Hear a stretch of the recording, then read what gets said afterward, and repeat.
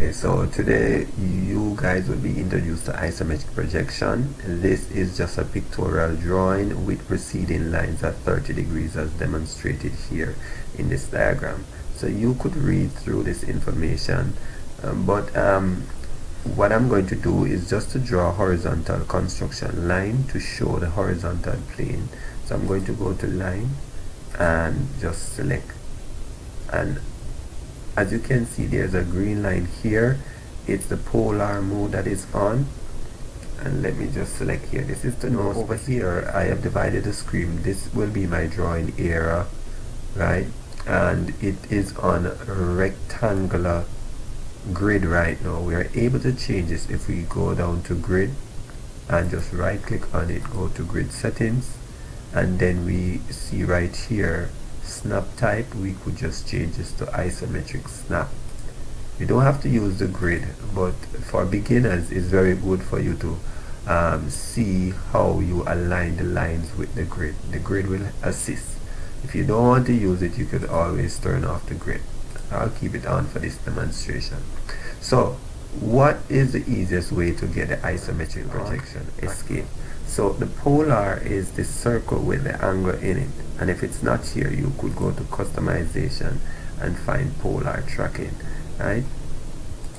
And once it's blue, that means that it's on. What I've done is to set it to 30 degrees. So every 30 degree increment it's going to snap or show that green dotted line that you saw earlier when it was on the the horizontal plane, right? So you need to set this to 30 degrees. What we are going to do is to draw this vertical line first. So I'm going to go to line and I'm indicating the midpoint, which is indicated by that triangle. Select again. This would have been 0. The first one snaps at 30, then 60, then 90. So I can hold it here and type in my height of 15 units, enter, escape. Again, zoom in a bit, and now I am going to draw this line on this side. The distance is not here, but to read the isometric projection it's showing up here 40, the same length of this line, that one and that one. So a line, again, that would be 0. The first one is 30, and you can see how it's parallel to the grid line. So all we have to do is hold it in line with the green line and type in our distance 40, press enter. Now we know from that point we want a horizontal line, and it's also 15, so we type that in, press enter, and we are able to just close. For we have gotten this face, we are going to repeat the line command, and again this would have been 180 degrees because AutoCAD is reading the angle in an anti-clockwise direction from that horizontal plane over there. So we'll minus 30 from 180, and that will snap at 150 degrees.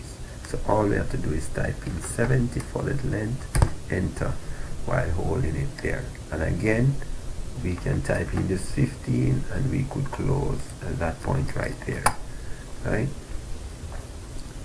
To get these two lines to complete the shape, we could just draw them in, or we could copy this one and this one to place them. So I'm going to use the copy, and I'm going to select this object, press enter, select where I want to copy from and where I'd like to paste, escape. Again, enter to repeat that tool, that command. Select the line I want to copy, the point I want to copy from, and where I want to copy to, escape.